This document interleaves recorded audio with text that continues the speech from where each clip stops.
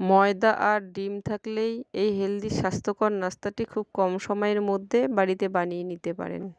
বন্ধ হয়েছে। 1 বাটি ময়দা নিয়ে নিচ্ছি আর স্বাদ মতো লবণ দিয়ে ভালো করে মেখে এখন অল্প অল্প জল দিয়ে একটা ডো বানিয়ে নেব। অল্প অল্প জল দিয়ে ভালো করে মেখে নিয়েছি। এখন লেচি কেটে রুটি বেলে নেব।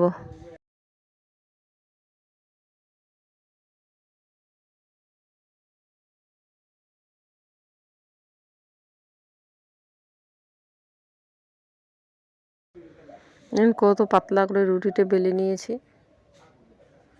এখন এরকম বাটির উপরে দিয়ে একটু হাত দিয়ে একটু চেপে দিয়ে দেব, দিয়ে ডিম ভেঙে দিয়ে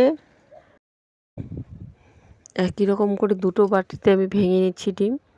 ভেঙে নেওয়ার পর পেঁয়াজ কুচি, আদা কুচি, রসুন কুচি, কাঁচা লঙ্কা কুচি,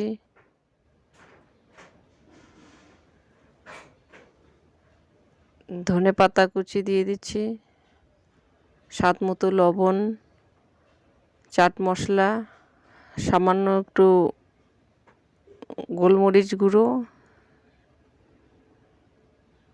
আর গরম মশলার গুঁড়ো দিয়ে উপরে একটা রুটি দিয়ে হাত দিয়ে এভাবে চেপে চেপে রুটিটাকে কেটে নিতে হবে। দেখুন আমি কীরকম করে কেটে নিচ্ছি।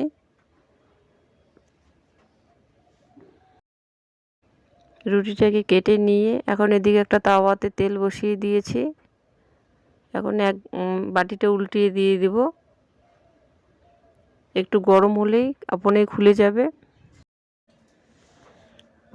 এক পাশটা ভালো করে হয়ে গেছে। এখন আমি অপর পাশটা উল্টিয়ে দিব।